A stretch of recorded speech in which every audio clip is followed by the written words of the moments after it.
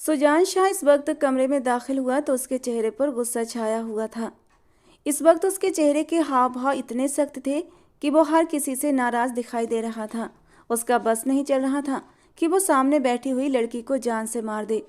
न जाने लोग किसी की बसी बसाई जिंदगी में जहर घोलने के बाद अपने घरों की बुनियादें कैसे रख लेते हैं। और छटांग भर की लड़की ने उसे इस हरकत की उम्मीद नहीं थी। जो कुछ इस वक्त हो चुका था वो उसके लिए किसी अनहोनी से कम नहीं हो सकता था। सामने बैठी हुई लड़की ने भी कभी इस बारे में नहीं सोचा था। एक बार फिर उसे अपने बेड पर दुल्हन के रूप में देखकर उसके तन बदन में आग लगी थी। अंदर आते ही उसने उसकी तरफ देखकर एक गहरा तंज किया था, जिसे भांपते हुए उसने अपनी डरी हुई नजरों से सुजान शाह को देखा। आंखों में आंसू जगमगा रहे थे। तुम्हें शर्म नहीं आती? अपने ही टीचर के साथ शादी की? हामी भरते हुए तुम्हें जरा भी शर्म न आई? वो तंजिया कहते हुए उससे पूछ रहा था, जबकि वो बस उसके चेहरे को देख रही थी। वो उसका टीचर था और इस हैसियत से भी उस पर अच्छा खासा रौब रखता था। इसके अलावा भी उसकी पर्सनालिटी और उसके बोलने का अंदाज इतना डरा देने वाला था कि वो चाहने के बावजूद भी उसे कोई जवाब न दे सकी। उसने उसे बाजू से पकड़ते हुए अपने बेड से नीचे उतार दिया, जबकि वो डरते हुए उसके बिल्कुल सामने खड़ी थी। तुम जैसी लड़कियों को हर किसी के जज्बात के साथ खेलने की आदत होती है। अपने 2 टके के जज्बात के लिए तुमने मेरी जिंदगी को बर्बाद कर दिया। वो गुस्से से उस पर दहाड़ रहा था, ये जाने बगैर कि उसके ये शब्द उसके दिल पर बिजली की तरह गिर रहे होंगे। ऐसा ऐसा मेरा हरगिज कोई इरादा नहीं था। उसने अपने होंठ खोलते हुए पहली बार उसे एहसास दिलाना चाहा, जब उसने उसका मुंह जोर से दबोचते हुए उसे खामोश करवा दिया।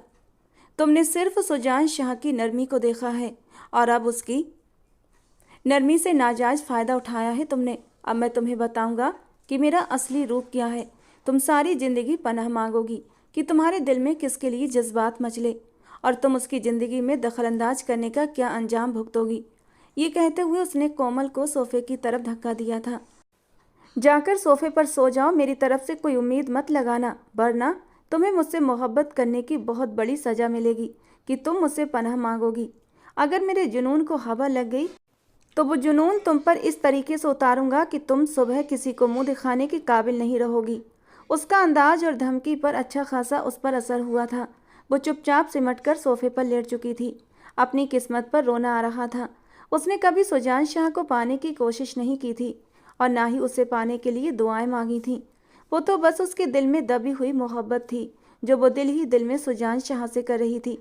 लेकिन तकदीर ने उसे सुजान शाह की झोली में डाल दिया था। वो चुपचाप आंसू बहाते हुए अपने अतीत को सोच रही थी, जबकि वो लाइट बंद करके बेड पर लेट चुका था। सुजान शाह वो नाम था जो अपनी पर्सनालिटी, अपनी खूबसूरती की वजह से न सिर्फ पूरे कॉलेज बल्कि पूरे गांव में अपनी एक अलग ही पहचान रखता था। ये गांव काफ़ी पिछड़ा हुआ इलाका था। यहाँ के लोग लड़कियों की ज़्यादा पढ़ाई के खिलाफ थे और इस वक्त शहर और गांव के बीच बना ये कॉलेज शायद इस इलाके का एक इकलौता कॉलेज था जहाँ लड़कियाँ पढ़ाई करने के लिए आती थीं। इस वक्त सीनियर टीचर की हैसियत से इस कॉलेज में सुजान ही मौजूद था। अपने अंदाज, अपनी पर्सनालिटी की वजह से शायद वो हर स्टूडेंट का फेवरेट था। लेकिन कोमल की बात और थी। ये सच था कि वो पहले से ही किसी से जुड़ी हुई थी। उसकी मंगनी हो चुकी थी उसके पापा संजय सिंह के दोस्त के बेटे से, जो कि उनके मोहल्ले में ही 3-4 घर छोड़कर रहता था। लेकिन इसके बावजूद सर सुजान को देखते ही उसका दिल धड़क उठता। जवानी की कच्ची उम्र में उसने अपने दिल के कागज पर किसी का नाम अब तक नहीं लिखा था। अपने सच्चे एहसास और जज्बात का हकदार वो किसी को नहीं बना सकी थी। लेकिन फिर भी उसने अपनी दिलचस्पी को सर सुजान की तरफ मुड़ते देखा था और फिर धीरे धीरे वो पूरी तौर पर उसकी तरफ खिंचती चली गई थी। उसकी पसंद और एहसास का ये हाल था कि क्लासरूम में भी जब भी सर सुजान उसकी तरफ ध्यान देते तो वह बेख्तियार ही अपने आसपास को भुलाकर बस एकटक उनकी ओर देखती रहती। उनके बुलाने पर उसके गाल बिना किसी वजह के ही दहक उठते और वो खुद भी अजीबोगरीब नज़रों से उसे देखते। वो आंखों में ऐसी मदहोशी और चमक लेकर सर सुजान को देखती थी जैसे वो उसकी टीचर नहीं बल्कि वो उसके मंगेतर हों। पहले पहल तो सुजान को ये बात अजीब लगी थी, लेकिन वो हमेशा उसे एक स्टूडेंट की तरह ट्रीट करता और यही ख्याल करता कि हो सकता है इस लड़की में कॉन्फिडेंस की कमी है और ये सब कुछ देखने पर एकदम कांप उठती है। अपने दिल में ये ख्याल आते ही वो हमेशा की तरह कोमल से बहुत ही नरमी से पेश आता और उस पर ख़ास ध्यान दिया करता था। वजह सिर्फ यही थी कि वो क्लास में बाकी सबसे कहीं पीछे न रह जाए। जो उसमें कॉन्फिडेंस की कमी है वो धीरे धीरे बहाल हो जाए, क्योंकि पढ़ाई के लिए वो अच्छी थी और काफ़ी सीरियस होकर पढ़ाई करती थी। इसी बात को वजह बनाते हुए उसकी दोस्त और उसकी क्लास की बाकी लड़कियां कभी कभी उसे छेड़ते हुए सर सुजान की बातें करती और वो बस हल्के से मुस्कुराते हुए शर्मा जाती।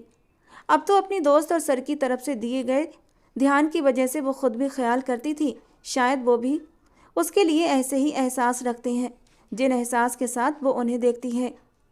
हालांकि उस वक्त तक उसके दिल में सर को अपनाने वाली बात कहीं से भी जन्म नहीं ले पाई थी। शायद ये एक नेचुरल अट्रैक्शन था या फिर कम उम्र के मुंहजोर जज्बात, लेकिन कोमल धीरे धीरे उनकी पर्सनालिटी में डूबती जा रही थी। कॉलेज जाने के लिए उसने पढ़ाई से ज़्यादा सर सुजान को अपनी दिलचस्पी का टॉपिक बना लिया था और उसके लिए ये बात कोई मायने नहीं रखती थी कि सर सुजान न सिर्फ शादीशुदा हैं बल्कि अपनी बीवी से बेहद मोहब्बत भी करते हैं। उनकी उम्र के बीच भी अच्छा खासा फ़र्क था। कोमल की मंगनी भी 6 महीने पहले हो चुकी थी उसके ही मोहल्ले में, लेकिन उसकी सास बहुत ज़्यादा तेज तर्रार थी। लेकिन विक्रम एक अच्छा लड़का था, लेकिन इस सब के बावजूद वो अपनी माँ की बात इस हद तक मानता था कि अगर वो उसे कहती दिन है तो वो रात को भी दिन समझ लेता। उसकी माँ ने उस पर हुक्म सुना रखा था कि विक्रम शादी से पहले न उससे मिल सकता है और ना ही उससे किसी तरह का कांटेक्ट कर सकता है। और विक्रम के लिए ये बात हुक्म का स्थान रखती थी। वो कभी भी अपनी माँ की अवहेलना नहीं कर सकता था, इसलिए उसने कोमल से किसी भी तरह का मेलजोल नहीं बढ़ाया था। हालांकि कोमल का कितना मन था, मंगनी के बाद तो लड़के लड़कियां एक दूसरे से बातें करने के लिए बेकरार रहते हैं और फिर उनका तो घर एक ही मोहल्ले में था। चाहकर भी वो एक दूसरे से ना बातें कर सकते थे और ना ही मिल सकते थे। और फिर यहीं पर कोमल ने अपना दिल महसूस लिया था। विक्रम के लिए पनपते जज्बात बहीं के बहीं दम तोड़ चुके थे। दिन इसी तरह गुजरते जा रहे थे और दिन ब दिन सुजान की तरफ खींचती जा रही थी, जब तक कि वो मनहूस दिन उनकी ज़िंदगी में नहीं आया था। उसकी बदनसीबी की कहानी लिखी जानी थी उस दिन। मौसम उस दिन हद से ज़्यादा ख़राब था। सुबह कॉलेज के लिए निकलने से पहले ही उसकी माँ ने उसे रोका था कि बेटा आज कॉलेज मत जाओ, क्योंकि आज मौसम बहुत ख़राब है। लेकिन ऐसा कैसे हो सकता था कि वो कॉलेज से बगैर किसी वजह की छुट्टी कर ले, बल्कि आज मौसम ख़राब नहीं बहुत खूबसूरत था, ये कोमल का मानना था। सुबह उसे काफ़ी देर भी हो चुकी थी, इसलिए बिना नाश्ता किए ही वो घर से निकल आई। कॉलेज जाने वाली बस भी काफ़ी लेट हो गई थी और इस तरह कॉलेज जाते जाते उसे काफ़ी देर हो गई थी। लेकिन यहाँ पर पहुँचकर वो एकदम सुकून से हो गई, क्योंकि उसे सर सुजान का चेहरा जो देखने को मिल गया था। क्लास की काफ़ी लड़कियाँ छुट्टी पर थीं, बल्कि ये कहना गलत न होगा कि अपने इलाके से सिर्फ वो और उसके साथ एक उसकी सहेली अपनी क्लास में आई थी। बस यही 2 लड़कियाँ पहुँची थीं। गांव का माहौल ऐसा था कि लोग कम ही पढ़ाई की तरफ दिलचस्पी लेते थे। बच्चे अगर खुद अपनी दिलचस्पी के लिए पढ़ाई हासिल करने जाते तो ठीक, पर न माँ बाप की तरफ से कोई दबाव नहीं था, ख़ास तौर पर लड़कियों को, क्योंकि उनके अनुसार लड़कियों को पढ़ाई कराना बस वक्त की बर्बादी करना है। कोमल के माँ बाप को भी इस बात पर एतराज़ था, लेकिन उसने ये जिद लगा रखी थी कि वो कॉलेज तक पढ़ाई ज़रूर हासिल करेगी, इसलिए फिर उसके माँ बाप को ये बात मानना पड़ी। फिजिक्स का पीरियड लेने के लिए जैसे ही सुजान सर कमरे में दाखिल हुए तो वो उन्हें देखकर बस देखती रह गई। ब्लैक कलर की शर्ट में आज उनका गुरूर कुछ ज़्यादा ही जच रहा था। सफ़ेद रंगत पर शानदार पर्सनालिटी और चेहरे पर छाए हुए ख़ास इंप्रेशन हमेशा ही उसे खूबसूरत बना दिया करते थे और इसी लुक पर वो अपने दिलो जान से सुजान पर फिदा हो गई थी। कितनी ही देर वो बस एकटक उन्हें देखती रही, जबकि हमेशा की तरह उसके यूं देखने पर सुजान शाह ने अजीबोगरीब भाव देते हुए उसे देखा। कोमल, अपने काम पर ध्यान दो, उन्होंने बहुत ही सीरियस होते हुए कहा, लेकिन धीरे अंदाज में कहा था। वो नहीं चाहते थे क्लास की बाकी लड़कियां उनकी तरफ ध्यान दें। उनकी बात को सुनते ही कोमल शर्मिंदगी से सर झुकाकर किताब खोलकर बैठ गई। आज सर न जाने क्यों इतने गुस्से में थे, वरना वो तो कभी भी इस अंदाज में बात करने के आदी नहीं थे। पढ़ाई के मामले में वो हमेशा ही लापरवाही बरत जाती थी, ख़ास तौर पर फिजिक्स के सब्जेक्ट में, क्योंकि फिजिक्स उसे काफ़ी टफ लगती थी।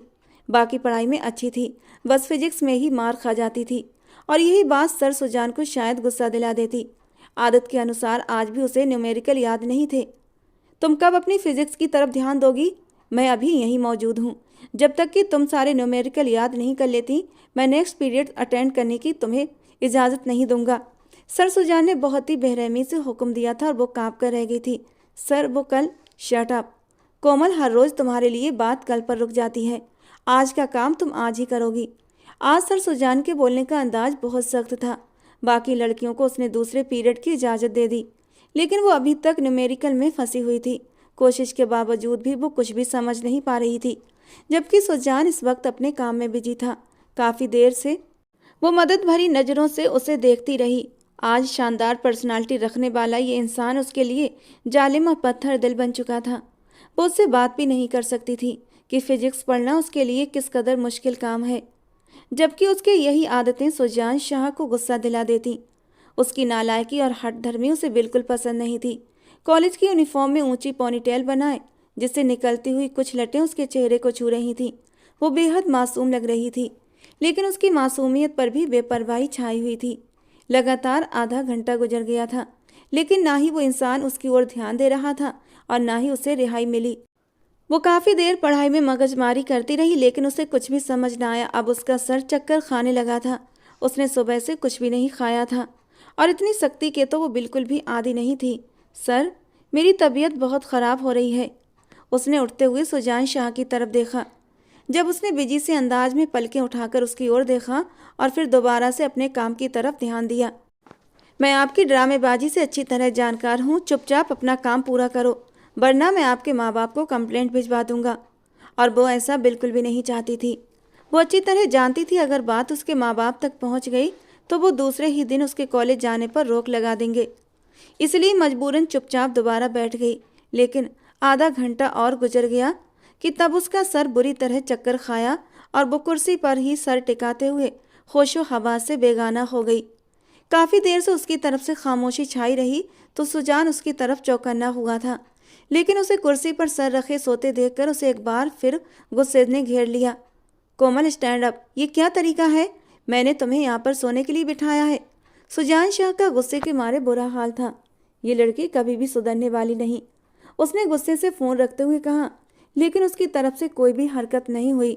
सुजान के गुस्से की जगह अब हैरत ने ले ली थी। क्या वो सचमुच इतना बड़ा ड्रामा कर रही थी? न चाहते हुए भी वो उठा और उसके करीब चला आया। हल्के से हाथ बढ़ाकर उसके गाल का थपथपाया, लेकिन उसका सर एक तरफ को लुढ़क गया। यानी वो सच में बेहोश हो चुकी थी। वो हैरान रह गया था। कोमल, कोमल, वो उसे लगातार होश में लाने की कोशिश कर रहा था, लेकिन वो तो बेहोश हो चुकी थी। स्टाफ रूम से उसने फीमेल स्टाफ को बुला भेजा। उस लड़की की वजह से उसे शर्मिंदगी का सामना करना पड़ रहा था। लोग उसकी बात को गलत रंग दे रहे थे। जो लड़कियां पहले ही उन दोनों के बीच संबंध को गलत नज़रिए से देखती थीं, अब उनकी आंखों में साफ तौर पर शक था। यही नहीं बल्कि फीमेल स्टाफ भी उसे हैरत से देख रहा था, जैसे ये सब कुछ उसकी वजह से हुआ हो। ये लड़की कैसे बेहोश हो सकती है? आखिरकार मिस तानिया बोल पड़ी। मैं नहीं जानता मिस तानिया, मैं तो इसे न्यूमेरिकल की तैयारी के लिए यहाँ पर बिठा लिया था, क्योंकि ये पढ़ने में काफ़ी वीक होती जा रही थी।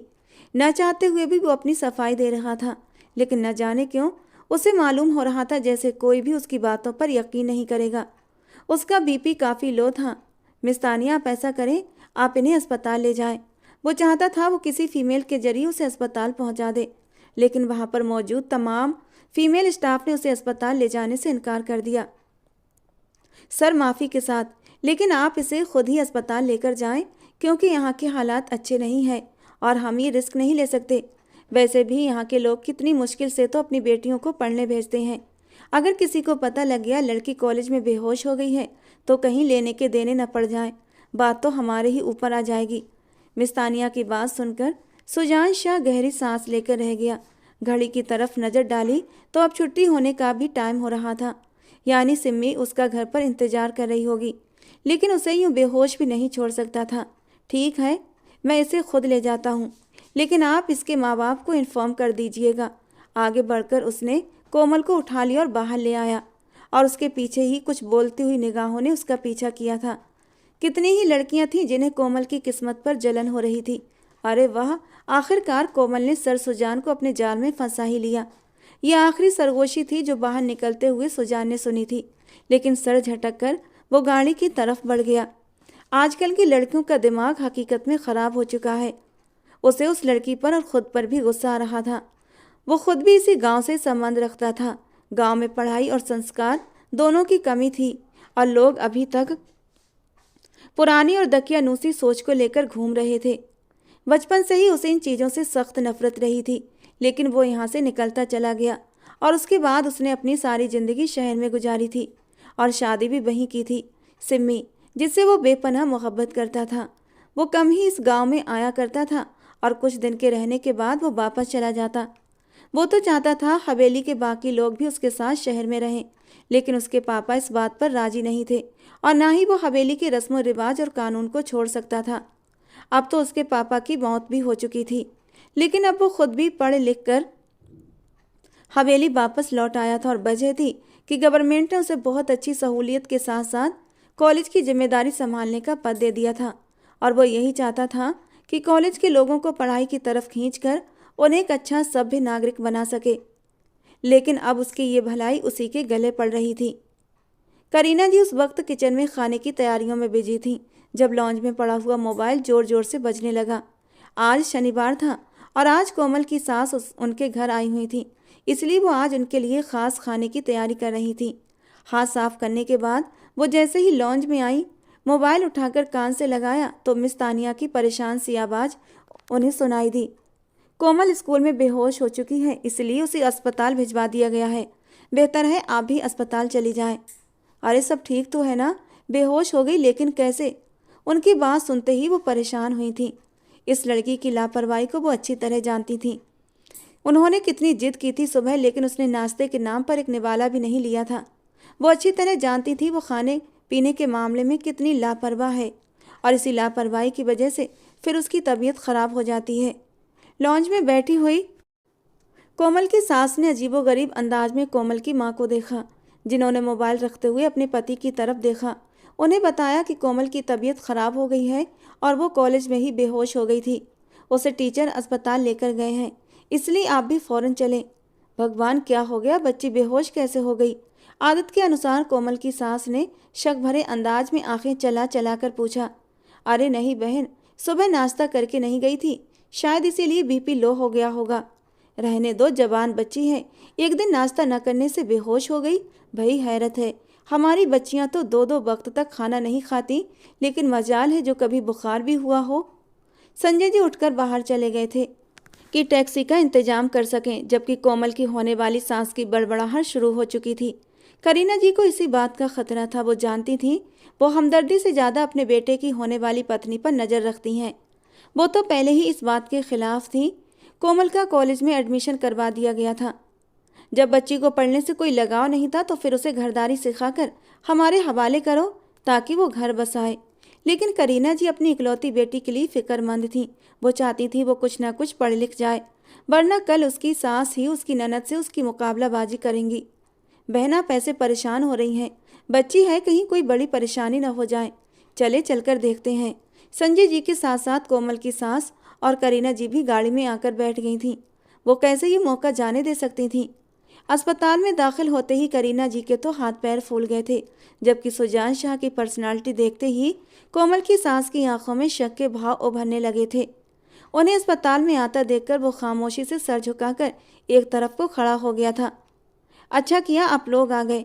मैंने हॉस्पिटल में कोमल को एडमिट करवा दिया है, अब वो बिल्कुल ठीक है।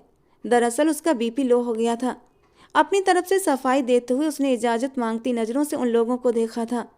अब उसके माँ बाप यहाँ पर मौजूद थे तो फिर उसकी कोई ज़रूरत नहीं बनती थी, और वैसे भी अब कोमल बिल्कुल ठीक थी। बेटा तुम वहाँ पर क्या करते हो? कोमल की सास ने एक बार सवालिया नज़रों से सुजान शाह को देखते हुए पूछा। आंटी मैं वहाँ पर टीचर हूँ, उसने आराम से जवाब दिया। तो उन्होंने अपनी आईब्रो इधर उधर घुमाई। तुम्हारे कॉलेज में तो सिर्फ लड़कियाँ पढ़ती हैं ना? उन्होंने एक नज़र संजय जी को देखा और संजय जी ने सर झुका लिया। अपनी समदन के इस रवैये की वजह से वो हमेशा ही शर्मिंदगी का शिकार होते थे। जी ज़्यादातर फीमेल टीचर ही हैं, बस मैं ही मेल हूँ। सुजान को खुद भी अजीब लग रहा था उनके इतने सवालों के जवाब देना। कैसा ज़माना आ गया है, इसीलिए तो हम लड़कियों के पढ़ने के हक में नहीं। अरे भाई कल कला को जवानी के जोश में आकर बहक जाएं तो नाक कटवा दें। लेकिन ये कहकर हमारा दिमाग भी ख़राब कर दिया गया है कि इस कॉलेज में सिर्फ फीमेल टीचर ही हैं, इसलिए अपनी बच्चियों को यहाँ पढ़ने के लिए भेजें। अगर फीमेल टीचर हैं तो फिर तुम मेल टीचर उस कॉलेज में क्या कर रहे हो? वो इधर उधर देखते हुए लगातार जोर जोर से बोल रही थी। क्या मतलब है आपका? मैं समझा नहीं। सुजान शाह को उनकी बात अच्छी खासी बुरी लगी थी। मतलब क्या होना है बेटा? आजकल जो यूनिवर्सिटी में जो कुछ हो रहा है हम अच्छी तरह जानते हैं। इसीलिए तो हम अपनी बच्चियों को इन लड़कों के साथ खुल्लम खुल्ला पढ़ाने के हक में नहीं हैं। लेकिन सरकार की तरफ से ये कहकर कॉलेज खुलवा दिया गया कि यहाँ सिर्फ और सिर्फ लड़कियाँ होंगी और फीमेल टीचर होंगी। लेकिन अब तुम। ये कहते कहते उन्होंने आंखें नचा नचा कर सुजान शाह को ऊपर से नीचे तक देखा था। आंटी जी, आप मुझ पर इल्ज़ाम लगा रही हैं। उसके शब्दों में हैरत थी। तब संजय जी और करीना जी ने बेचैनी से पहलू बदला, जबकि कोमल की सास तो गुस्से के मारे फट पड़ी थीं। अरे इल्ज़ाम नहीं लगा रही, मैं तो पूरे यकीन से कह रही हूँ। आजकल तुम्हारे जैसे टीचर ही बच्चियों के साथ गलत तरीके से पेश आते हैं और उन्हें बदनाम करके रख देते हैं, और फिर उसके बाद अच्छे बनकर हम जैसे लोगों को बेवकूफ़ बनाते हैं। हैरत के साथ साथ सुजान शाह को गुस्सा भी आने लगा था। इतनी बातें तो वो किसी की भी बर्दाश्त नहीं कर सकता था। आपको ज़रूर कोई गलतफहमी हुई है। मैं ऐसा नहीं हूँ, और ना ही मैं यहाँ पर इन कामों के लिए आया हूँ। मेरा मकसद सिर्फ और सिर्फ इन बच्चों को पढ़ाना है, ताकि इनके साथ इनका फ्यूचर भी बन सके और आगे चलकर ये अपने पैरों पर खड़े हो सकें। सुजान शाह का गुस्से से बुरा हाल था। आसपास के लोग भी अब उनकी तरफ ध्यान देने लगे थे। वो इंसान अपनी मेहनत के बलबूते पर इस जगह तक पहुंचा था कि वो कोई भी अच्छी जॉब डिजर्व करता था, लेकिन उसने अपने इलाके के बैकवर्ड लोगों के दिमाग को थोड़ा सा साफ करने के बारे में सोचा था, और आज उसे ये सिला मिल रहा था। लोग उसे शक भरी नज़रों से देख रहे थे। संजय जी खुद शर्मिंदगी से इधर उधर देखते हुए परेशान हो रहे थे। सुजान शाह खुद एक इज्जतदार आदमी था और हमेशा लोगों ने उसकी इज्जत ही की थी, लेकिन आज छटांग भर की लड़की की वजह से उसे कितनी अजीबोगरीब बातें सुनने को मिली थीं। हॉस्पिटल से बाहर आया, लेकिन अब भी उसके चेहरे पर गुस्से के हाव भाव थे। बहन जी, आपको सोच समझकर बात करनी चाहिए। आखिरकार संजय जी से रुका न गया तो वो थोड़े सख्त अंदाज में बोले थे। बस कर दो संजय जी, और कितना अपनी बेटी को सर पर चढ़ाओगे? तुम्हारी पत्नी ने ही उसे बिगाड़ कर रख दिया है। लेकिन मैं अच्छी तरह जानती हूँ आजकल की लड़कियों की आदत को। बहन जी, कैसी बातें कर रही हैं आप? आप जानती हैं कि कोमल ऐसी नहीं है। बचपन से वो आपके सामने खेल कूद कर बड़ी हुई है, और कोमल और आपका बेटा विक्रम दोनों एक दूसरे को कितनी अच्छी तरह से जानते हैं। हाँ हाँ, विक्रम की वजह से ही मजबूर हूँ जो आपकी बेटी से रिश्ता जोड़ा था, वरना ऐसी कैरेक्टर लूज लड़की।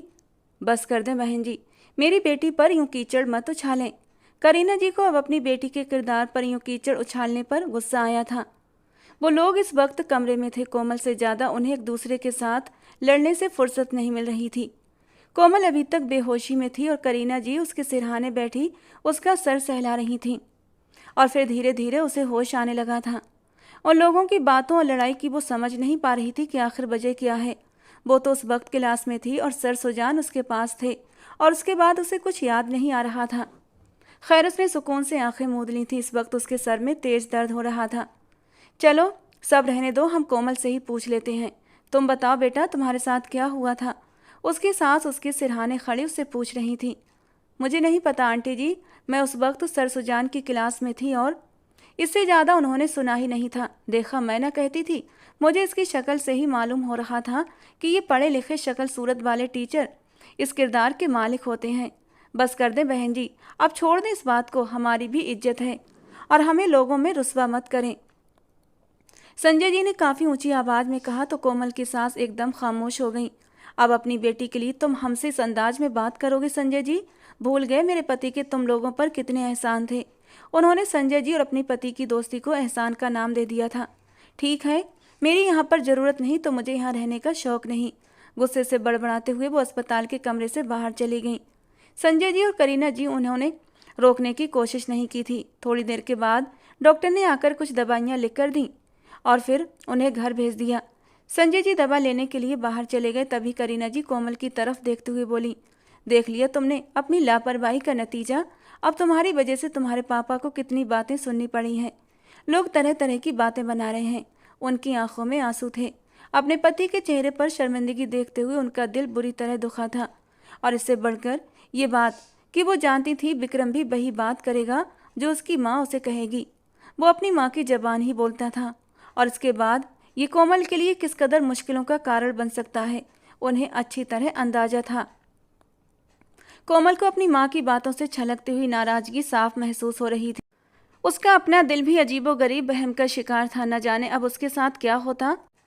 उन्हें कितनी बातें सुननी पड़ी होंगी। दर्द से सोचते हुए उसने अपनी आंखें मूंद लीं। वैसे तो ये एक छोटा सा हादसा था, लेकिन उसकी ज़िंदगी पर इतना गहरा असर रखता था, वो सोच भी नहीं सकती थी। शाम तक उसे डिस्चार्ज कर दिया गया था और वो घर वापस आ गई। तब तक सब कुछ शांत हो चुका था, जब तक कि दूसरा दिन नहीं आया। उस दिन भी कोमल की सास अपने बेटे विक्रम के साथ उनके घर चली आई थी। विक्रम भी अपनी माँ की तरह शक भरी नज़रों से कोमल को देख रहा था। कमरे में आज पहली बार वो कोमल के पास अकेला बैठा था। मुझे बताओ कोमल, तुम्हारा उस सर के साथ क्या रिश्ता है? ये वो सवाल था जिस पर उसने आंसू भरी नज़रों से विक्रम को देखा था। ये सच था कि विक्रम भी अच्छी शक्ल सूरत रखता था, लेकिन ये पुरानी सोच किसी भी तरह उसके दिमाग से निकलने वाली नहीं थी। ऐसा कुछ नहीं था विक्रम, बस मेरी तबीयत ख़राब हो गई थी और वो मुझे हॉस्पिटल लेकर गए थे। लेकिन तुम्हारे बारे में गांव में और भी बातें मशहूर हो रही हैं कि तुम उन्हें पसंद करती हो, उनके आगे पीछे घूमती हो, और तुम्हारी ही क्लास की लड़कियां ये बातें अपने घरों में आकर तुम्हारी मोहब्बत और अय्याशियों के किस्से सुना रही हैं। विक्रम की बात से उसके बोलने का अंदाज उसे कड़वा लगा था। आज पहली बार वो उसके सामने होकर बात कर रहा था, और वो भी इस अंदाज में। कोमल को बहुत बुरा लगा था। तुम सिर्फ और सिर्फ अपनी माँ की बात बोल रहे हो, वरना तुम्हारा उन लड़कियों से क्या संबंध? तुमने तो वही सुना जो तुम्हें सुनाया गया है, उसने हिम्मत की और विक्रम के सामने कह दिया, जबकि वो गुस्से से उसे देखकर बोला, हाँ, तुम अपनी बात को छुपाने के लिए मेरी माँ पर इल्ज़ाम लगा रही हो। मेरी बात से तुम्हारा क्या मतलब है? तुम मुझ पर कैसे इल्ज़ाम लगा सकते हो? वो भी बिना देखे, बिना किसी सबूत के। पहले अपने गिरेबान में झांक लो विक्रम। मैंने आज तक तुमसे तुम्हारी हकीकत के बारे में नहीं पूछा कि तुम्हारी कोई गर्लफ्रेंड है या नहीं, और ना ही तुम मुझ पर अभी इतना हक रखते हो। उसे विक्रम की बात सुनते हुए गुस्सा आया था। अंदर ही अंदर उसे दुख ने भी घेर लिया था। ये सच था, वो अंदर ही अंदर सुजान को पसंद करती थी, लेकिन उसने अपनी पसंद को इस हद तक बढ़ने नहीं दिया था कि वो सुजान शाह के साथ अपनी इज्जत को भी खराब करे। वो जानती थी सुजान शादीशुदा है और उसकी अपनी भी मंगनी हो चुकी है, और वो दोनों दरिया के ऐसे दो किनारे थे जो साथ बह तो सकते थे, लेकिन कभी एक साथ इकट्ठे नहीं चल सकते थे, और उनके बीच सदियों की दूरी थी। और सुजान शाह, वो तो शायद उसे एक नज़र देखना भी पसंद नहीं करता था, तो फिर वो क्यों इस तरह के सपने सजाकर अपनी ज़िंदगी को बर्बाद करती? विक्रम के साथ ज़िंदगी गुजारना और रिश्ता बनाए रखना उसके माँ बाप की मर्जी से तय हुआ था, लेकिन अब वो इस रिश्ते को दिल से निभा रही थी, और विक्रम से उसे कोई शिकायत भी नहीं थी। लेकिन आज विक्रम का ये रवैया उसके लिए तकलीफ का कारण बन रहा था। ठीक है, अगर तुम ये समझती हो कि मेरा तुम पर कोई हक नहीं, तो समझती रहो, मुझे भी कोई शौक नहीं है तुम पर अपना हक थोपने की। वो गुस्से से बोलते हुए उठकर कमरे से बाहर चला गया था, और वो बस हैरत से उसकी पीठ को देखती रह गई। कितना अजीब इंसान था वो, जिसने मंगनी के इतने महीनों में आज तक उस पर कोई हक नहीं जमाया, और ना ही कभी उसे मोहब्बत की एक नज़र से देखा। यहाँ तक कि उसने तो उन दोनों के बीच अपने रिश्ते का एहसास भी नहीं दिलाया था, और आज वो उसके कैरेक्टर की सफाई मांग रहा था, वो भी सिर्फ अपनी माँ की बातों की वजह से। लॉन्ज में दाखिल होते ही उसने अपनी माँ का हाथ थामा और बोला, चले मम्मी, यहाँ पर बैठने की अब कोई ज़रूरत नहीं। संजय जी उसे देखते हुए हैरत से खड़े हो गए। क्या बात है विक्रम बेटा, तुम ऐसे क्यों कर रहे हो? आप मुझसे कोई भी सवाल पूछने का हक नहीं रखते अंकल। अगर आपने अपनी बेटी को लगाम में डाली होती तो शायद आप आज मेरे सामने शर्मिंदा न होते। कोमल उसके कड़े शब्दों को जहरीले अंदाज के साथ कमरे में सुनकर बस खामोश बैठी रही थी। वो अपने बाप के सामने विक्रम की किसी बात को कभी भी अहमियत नहीं दे सकती थी। तुम होश में तो हो? ये किस तरह की बातें कर रहे हो? कोमल सिर्फ तुम्हारी मंगेतर नहीं है, बल्कि तुम दोनों का बचपन का भी साथ है। फिर तुम उसके बारे में इस तरीके की बातें कैसे कर सकते हो? क्या तुम्हें नहीं पता कि उसका कैरेक्टर कैसा है? संजय जी के बोलने का अंदाज धीमा था, मगर कोमल की सास गुस्से से अपने बेटे के पहलू में खड़ी थी। वो तो कभी कोमल से अपने बेटे की शादी करना ही नहीं चाहती थी। वो तो बस पति की ख्वाहिश के आगे सर झुका गई थी, वरना उनके नौकर पेशा विक्रम के लिए अच्छे से अच्छे दहेज वाली लड़कियों के रिश्ते तैयार थे। और अब जबकि ये रिश्ता उन्हें टूटता नजर आ रहा था, तो उनके मन में लड्डू फूट रहे थे, और वो तो खुशी के मारे खिल उठी थीं। जब विक्रम ने कहा, अंकल, वो मेरी मंगेतर थी, लेकिन अब नहीं, अब वो सिर्फ मेरी एक पड़ोसी है। इसके अलावा मैं उसके साथ कोई भी रिश्ता नहीं रखना चाहता। मैं ये मंगनी ख़त्म कर रहा हूँ। उसके शब्द नहीं थे बल्कि जहरीले तीर थे जो उसने अपने सीने में घुसते हुए महसूस किए थे। इस इलाके में किसी लड़की की मंगनी का टूट जाना बदनामी की सबसे बड़ी कड़ी माना जाता था। एक बार रिश्ता टूट गया तो उस लड़की की शादी दोबारा नहीं होती थी, क्योंकि उसे फिर अपशगुन माना जाता था। तुम होश में तो हो? ये कैसी बातें कर रहे हो? संजय जी ने हैरत से उन दोनों को देखा था। कम से कम बहन जी, आप तो अपने बेटे को समझाएं। जबान खून है, गुस्से में कुछ भी बोल रहा है। लेकिन आप तो समझदार हैं ना, रिश्ते यूं ही नहीं तोड़ दिए जाते। अरे भाई साहब, जबान औलाद है, कब तक मैं ही समझाती रहूंगी? तुम्हारी बेटी का मामला था, मैंने तुम्हें कहा भी था कि अपनी बेटी को इतनी आज़ादी मत दो, लेकिन आखिरकार तुमने मात खाई। अब तो मैं इस मामले में कुछ नहीं कह सकती। पूरी कहानी में आग लगाकर अब वो अलग खड़ी हो गई थीं, यानी उनका इस मामले से कोई लेना देना नहीं था। जबकि करीना जी तो हैरत से ये सब ड्रामा देख रही थीं। जिस पर सबसे ज़्यादा भरोसा किया उन्हीं लोगों ने अपना रंग दिखा दिया ना। मैं आपसे कहती थी ना कि दोस्ती को दोस्ती ही रहने दें, रिश्तेदारी में ना बदलें। मुझे तो ये लोग पहले से ही सही नहीं लगते थे। और रही बात मेरी बेटी की, तो बहन जी आप भी गौर से सुन लें। मेरी बेटी मेरे लिए मेरी पूरी दुनिया है, और भलाई इसी में है कि आप मेरी बेटी के बारे में जबान संभाल कर बात किया करें। शायद ज़िंदगी में पहली बार अपनी बेटी के हक में खड़ी हो चुकी थीं। उन लोगों ने रिश्ता ख़त्म कर दिया और विक्रम मंगनी की अंगूठी उतार कर मेज़ पर रखते हुए अपनी माँ का हाथ थाम कर चला गया, जबकि अंदर बैठी कोमल फूट फूट कर रो पड़ी थी। उसे विश्वास नहीं आ रहा था कि विक्रम अचानक रिश्ता तोड़कर चला जाएगा। ये मुझे किस बात की सज़ा मिली है? एक शादीशुदा मर्द के लिए अपने दिल में एहसास भरने के लिए? उसने अपने आप से सवाल किया और आंसू उसकी आंखों से फिसल पड़े। भगवान जानता है, मैंने आज तक उस इंसान के हवाले से कभी भी गलत नहीं सोचा और ना ही उसे पाने की तमन्ना रखी। बस ये आंखें खताबार हैं जो मैं उसको देखा करती थी। मेरी इन आंखों पर, मेरे दिल के एहसास पर मेरा काबू नहीं होता। लेकिन अब उसकी ज़िंदगी पूरे तौर पर दूसरों के रहमो करम पर गुजर जानी थी, और वो इस इलाके की रिवायतों और लोगों के दिमाग को अच्छी तरह जानती थी। वो जानती थी लोग उसे किसी भी सूरत अब जीने नहीं देंगे। शाम तक वो अपने कमरे में ही रही। घर में एकदम उदास भरा माहौल हो गया था। कोमल घर में सबसे बड़ी थी। उसके बाद उसके दो छोटे भाई थे जो जुड़वा थे। अपने माँ बाप की लाडली और बड़ी बेटी आज सिर्फ 20 साल की उम्र में अपनी किस्मत को लेकर रो रही थी। उसे अंदाज़ा भी नहीं था कि ये सब कुछ हो जाएगा। विक्रम से उसे कोई दिली लगाव तो नहीं था, लेकिन फिर भी एक रिश्ता तो था ही, और वो नहीं चाहती थी ये रिश्ता इस तरह टूटे। वो जानती थी कैरेक्टर पर लगे दाग बाप की इज्जत को तहस नहस करके रख देते हैं, और बिल्कुल ऐसा ही हुआ। इलाके के हर औरत मर्द की जबान पर अब यही कहानी थी कि सुजान शाह की वजह से कोमल की मंगनी टूट गई। उसकी सास ने तो बढ़ा चढ़ाकर इस बात को पूरे इलाके में फैला दिया था। उसके बाप ने तो अब घर से निकलना ही छोड़ दिया था, और इस तरह उसका कॉलेज जाना भी छूट गया था। उसकी माँ ने तो जिद भी की थी, लेकिन वो अब कॉलेज नहीं जाना चाहती थी। वो एक बार फिर उस इंसान को सामने देखकर खुद के ऊपर से कंट्रोल खोना नहीं चाहती थी। सुजान शाह को भी उसकी वजह से काफ़ी जिल्लत का सामना करना पड़ा था। कॉलेज में भी उसकी रेपुटेशन पर अच्छा खासा असर पड़ा था, और कॉलेज में कोमल की गैर हाजिरी इस बात को और भी बढ़ा चढ़ाकर बयान कर रही थी। उसे शर्मिंदगी के साथ साथ गुस्सा भी आ रहा था। ये बात अब उसके घर तक पहुंच चुकी थी, और इस तरह उसकी रेपुटेशन पर काफ़ी असर पड़ रहा था। उसकी पत्नी सिम्मी उसके किरदार पर वैसे ही शक करती थी। वो तो पहले भी उस पर बिल्कुल भी भरोसा नहीं करती थी, और अब उसने आगे इस बात को और भी फसाद की जड़ बना दिया था। उस दिन भी वो थका हारा कॉलेज से घर आया तो सिम्मी ने पूरा घर सर पर उठा लिया था। मैं सोच भी नहीं सकती तुम जाकर लड़कियों के साथ ये गुल खिलाओगे। मैं तुम्हें पहले ही कहा था कि हम शहर में सेटल रहते हैं, लेकिन शायद तुम्हें इसी वजह से इस गांव के इलाके में रहने का शौक सवार था।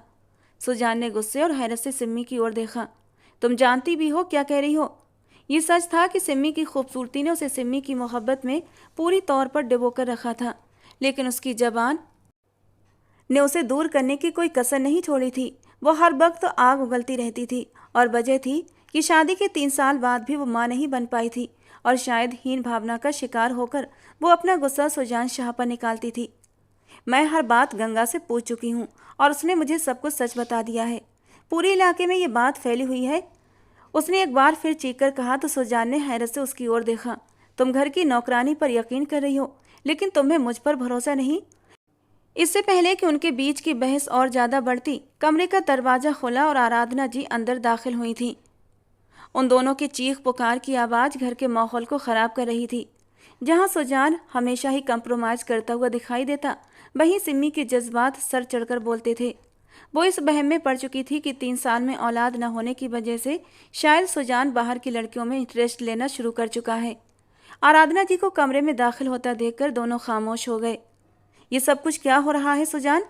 वैसे तो उन्हें इस तरह बहू बेटे के कमरे में नहीं आना चाहिए था, ये उनका पर्सनल मामला था। लेकिन अब आराधना जी तंग आ चुकी थीं। ममा कुछ नहीं, बस। इससे पहले सुजान कोई और जवाब देता, सिम्मी बीच में बोल पड़ी। सॉरी टू से आंटी, बट आपको हमारे मामले में बोलने की ज़रूरत नहीं है। आराधना जी को उससे यही उम्मीद थी, इसलिए गुस्से से उसकी तरफ देखते हुए वो उसी की टक्कर में उसे जवाब दे गई। मैं तुमसे बात नहीं कर रही, अपने बेटे से बात कर रही हूँ। और भलाई इसी में है कि जब मैं अपने बेटे से बात करूँ तो तुम बीच में मत बोला करो। आराधना जी की बात सुनकर वो और गुस्से से भर गई। इस घर में नौकर भी होते हैं और बेहतर है तुम दोनों अपने मामलों को धीरे आवाज़ में सुलझा लिया करो। वापसी के लिए पलटने से पहले उन्होंने सुजान को अपने कमरे में आने के लिए कहा था और फिर वो दरवाजे से बाहर निकलती चली गईं। सुजान ने कहर भरी नज़रों से सिमी को देखा और वो गुस्से से पैर पटकती हुई कमरे से बाहर निकल गई। वो उनके पीछे ही उनके कमरे में चला आया। वो हमेशा अपनी माँ की खामोश और सादा तबीयत की वजह से हमेशा उनकी बहुत इज्जत करता था, उनसे बहुत मोहब्बत करता था। वरना अगर कोई और औरत होती तो शायद इस वक्त तक सिम्मी को उसकी बदतमीजियों के चलते अपने घर से निकाल चुकी होती। कमरे में दाखिल होने से पहले उसने दस्तक दी, लेकिन दरवाज़ा खुला हुआ था। वो अंदर दाखिल हुआ तो आराधना जी बहुत ही प्यार से बोली, अंदर आ जाओ सुजान और मेरे पास आकर बैठो। उन्होंने उसे अपने पास बेड पर बैठने के लिए इशारा किया तो सुजान धीरे से चलता हुआ उनके पास बैठ गया। गांव से कुछ अफवाहें मुझ तक पहुंच रही हैं। मैं उन पर यकीन नहीं कर सकती और मैं तुमसे सवाल जवाब भी नहीं चाहती, लेकिन बेटा ये हमारी इज्जत के खिलाफ बात है। उनके नरम अंदाज ने हमेशा की तरह उसे सुकून दिया था। आगे बढ़ते हुए उसने अपनी माँ की गोद में सर रख दिया और माँ की गोद में सर रखते ही सुजान को ऐसा महसूस हुआ जैसे सदियों की थकावट दूर हो गई हो। उन्होंने हमेशा की तरह नरमी से उसके बालों में उंगलियां चलानी शुरू कर दी। वो उनका लाडला बेटा था, वो उसके नेचर को जानती थीं। क्या आपको अपने बेटे पर भरोसा नहीं? मैं यहाँ पर ये सब कुछ करने के लिए नहीं आया। वो अपनी बात का यकीन अपनी माँ को दिला रहा था। यकीन के साथ उसे पता था उसकी माँ उसकी बात को ज़रूर सच मानेंगी।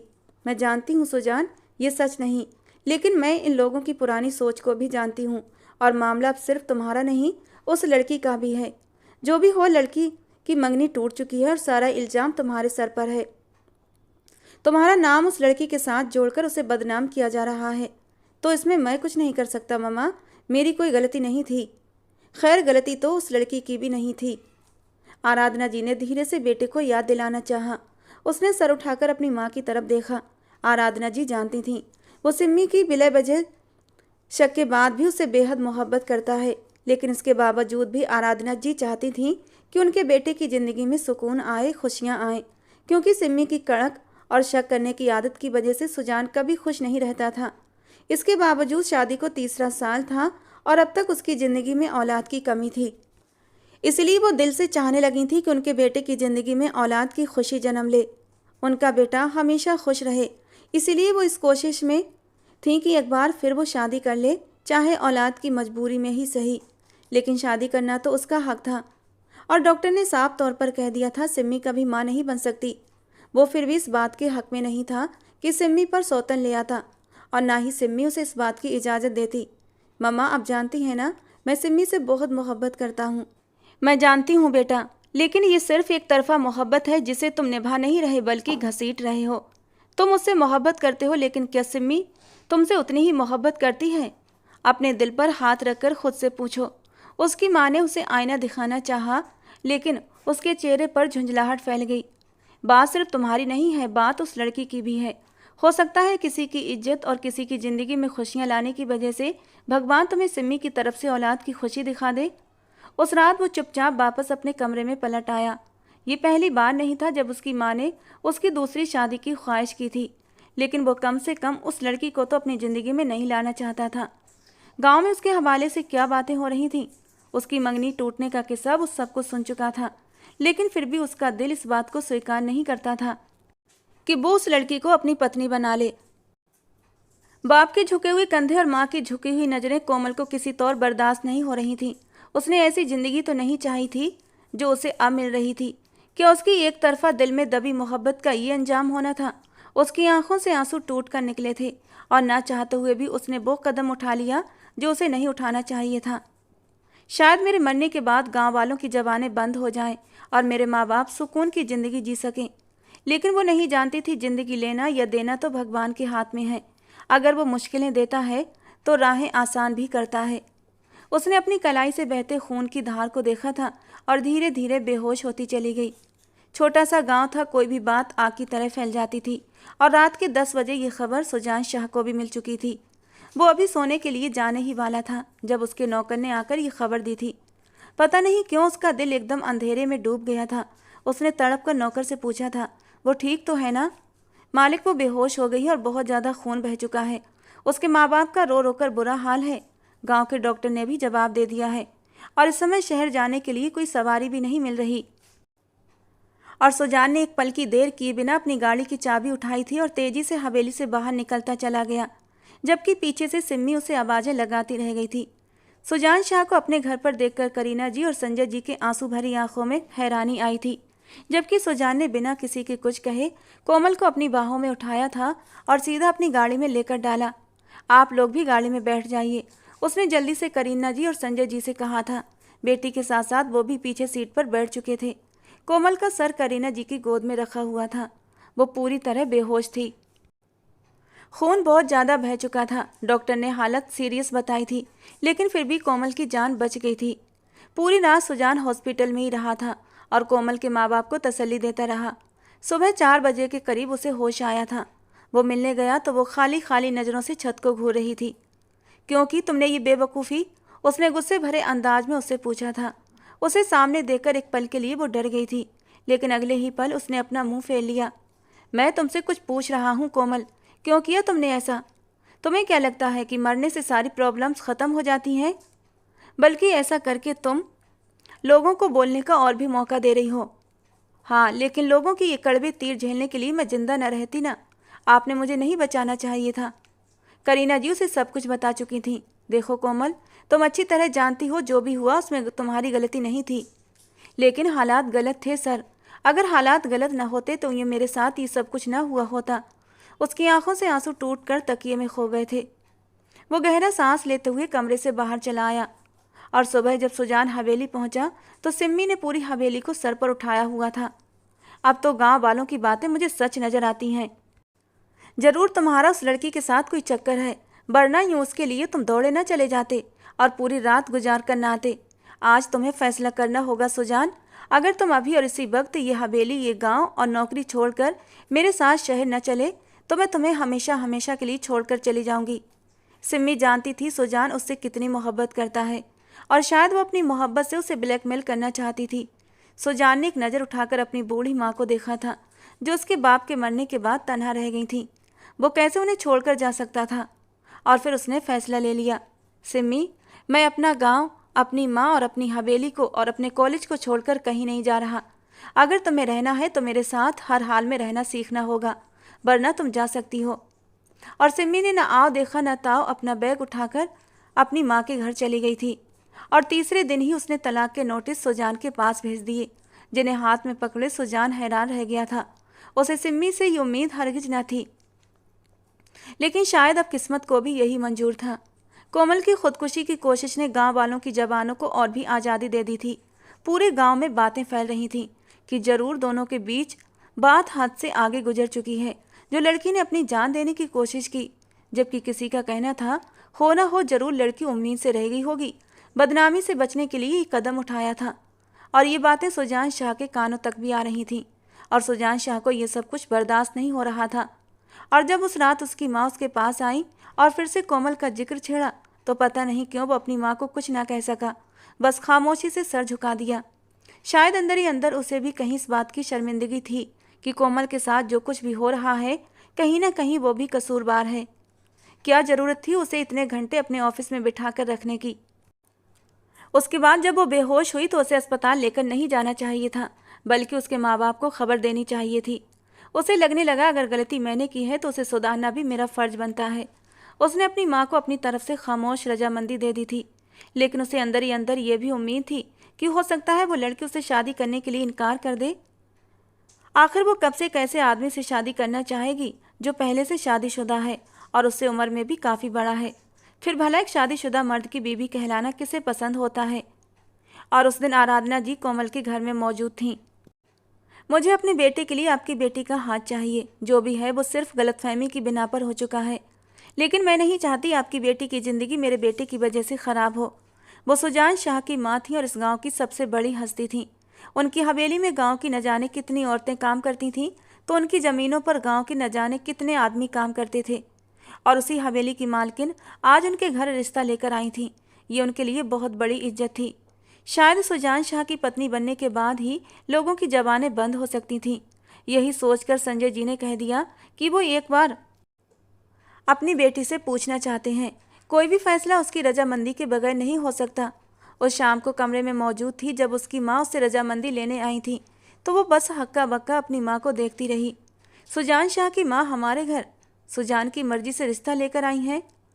तुम भले ही उनकी दूसरी बहू बनोगी, लेकिन वो हमेशा इंसाफ पसंद औरत हैं। उन्होंने आज तक कभी किसी के साथ नाइंसाफ़ी नहीं की है। उसकी माँ ने उसे तसल्ली देते हुए अंदाज में कहा तो वो खामोश हो गई। उसके दिल में क्या कुछ नहीं आया था। किसी का घर तोड़ने की वजह क्या मैं बनूं, या फिर गांव वालों के लगाए गए इल्ज़ाम पर सच्चाई की मोहर लगा दूं।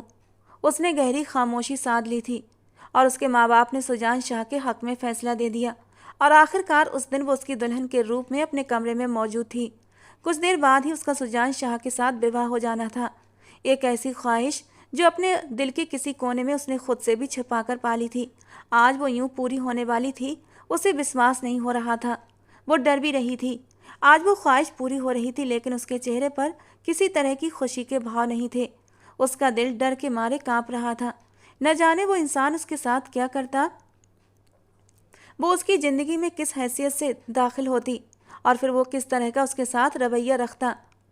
शादी होने तक उसने एक निगाह उठाकर भी सुजान शाह की तरफ नहीं देखा था, और सुजान शाह भी सपाट चेहरा लिए बैठा था, जैसे उसे किसी के यहाँ होने या न होने से कोई फ़र्क न पड़ता हो।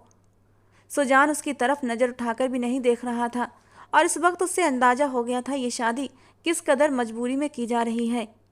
आखिरकार वो शादी होने के बाद कोमल शाह बन गई थी।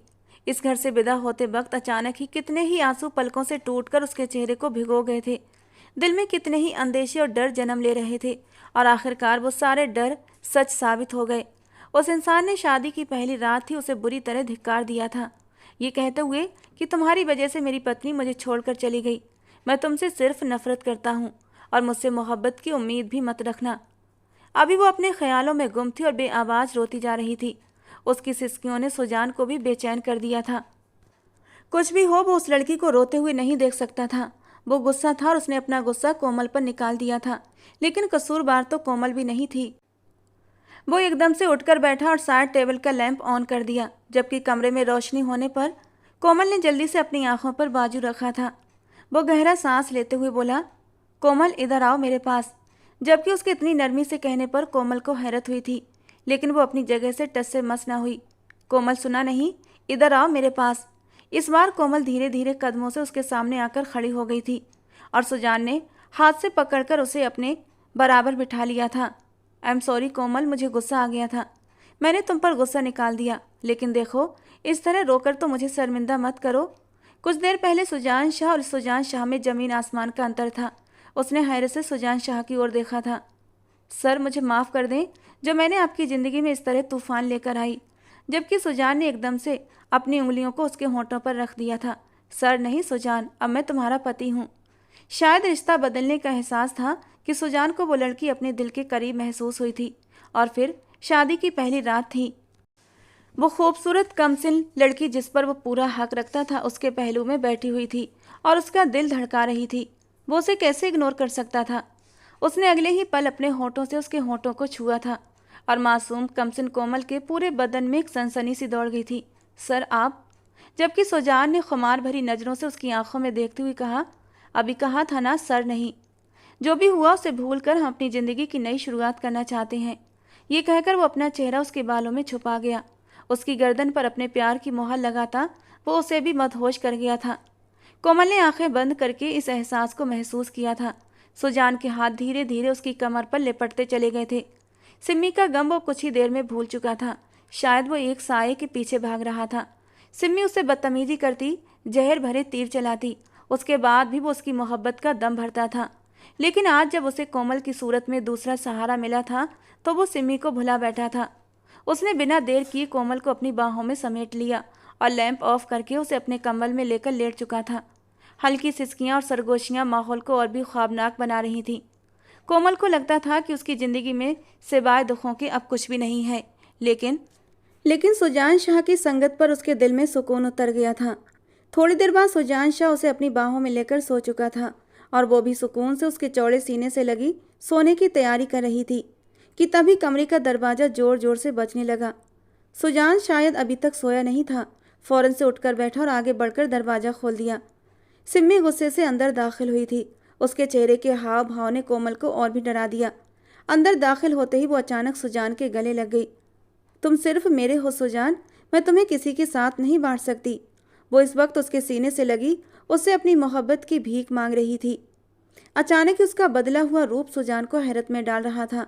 कोमल तो बस हैरानी से उन दोनों को देख रही थी। तुम मुझसे दूर नहीं जा सकते, इस वजह को वजह बनाकर जो वजह ही ख़त्म हो चुकी हो, क्योंकि सुजान मैं तुम्हारे बच्चे की माँ बनने वाली हूँ। और इस खबर पर वो हैरत से सिम्मी को देखता रह गया। दरवाजे पर खड़ी आराधना जी भी हैरत से उसे देख रही थी, जबकि कोमल को तो लगता था कि सिम्मी उसे तलाक ले चुकी है। अब उसके वापस आने और अब प्रेगनेंसी की खबर ने उसे भौचक्का कर दिया था। ये तुम क्या कह रही हो? सुजान ने सिम्मी से पूछा। मैं बिल्कुल सच कह रही हूँ सुजान, मैं तुम्हारे बच्चे की माँ बनने वाली हूँ। मैं तुम्हें ये पहले ही बता देना चाहती थी, लेकिन मुझे उम्मीद थी कि तुम मेरी तरफ पलट आओगे। सुजान उसे देखता रह गया। वो बाप बनने वाला था, जबकि उसकी माँ ने तो उसे कहा था कि उसकी पत्नी बांझ है। उसने मुड़कर आराधना जी को देखा। उनके चेहरे पर भी हैरत के भाव थे। अगर तुम मुझसे और बच्चे से मोहब्बत करते हो तो अभी इसी वक्त इस लड़की को अपने कमरे से निकाल दो, और अपनी ज़िंदगी से भी। रही इस लड़की की ज़िंदगी ख़राब होने की बात, तो मेरा विश्वास करो, मैं इस लड़की की ज़िंदगी ख़राब नहीं होने दूंगी। मेरा भाई इससे शादी कर लेगा, तुम चिंता मत करो। वो तो पूरी प्लानिंग के साथ उसकी ज़िंदगी में दोबारा से वापस आई थी। तलाक का शब्द सुनते ही कोमल हैरत और बेयकीन से उसे देखती रह गई। एक औरत होकर वो दूसरी औरत की इज्जत पर दाग लगा रही थी। वो जानती थी उसका बाप तो ये सब कुछ सुनने और देखने से पहले ही मर जाएगा। जहाँ एक बार पहले उसकी मंगनी टूट गई थी, वहीं अगर अब उसे शादी की पहली रात ही तलाक मिल जाए तो वो कहीं मुंह दिखाने के काबिल न रहेगी। नहीं, भगवान के लिए ऐसा मत करें, मैं तलाक नहीं लेना चाहती। वो जल्दी से आगे बढ़ते हुए सुजान के सामने खड़ी हो गई थी। खबरदार, दूर हो जाओ मेरे पति से। सुजान सिर्फ मुझसे मोहब्बत करता है। सिम्मी पागलों की तरह चीखने लगी थी। सुजान ने उसे कंट्रोल करना चाहा। खुद को काबू में रखो सिम्मी, प्लीज़ तुम यहाँ बैठो। उसने सहारा देते हुए सिम्मी को सोफे पर बिठा दिया। तुम अभी इसी वक्त से यहाँ से निकाल दो और 2 दिन में से तलाक देकर फ्री करो। आराधना जी हैरत से उसे देख रही थी। आंटी, भगवान के लिए मैं तलाक नहीं चाहती। मैं सारी ज़िंदगी आपकी हवेली में नौकरानी बनकर गुजार लूँगी, लेकिन मुझे यहाँ से मत निकालें। मेरा बाप मर जाएगा, मेरी माँ भी जिंदा न रह सकेगी। मुझे तलाक मत दें। वो तो खुद को हैरत का शिकार था। मैं तुम्हारे बच्चे को अभी और इसी वक्त गिरा दूंगी सुजान, अगर तुमने इसे अपनी ज़िंदगी से ना निकाला। वो इस कदर तेज़ी दिखाते हुए उछलकर सोफे से नीचे उतरी और दरवाजे की ओर दौड़ी।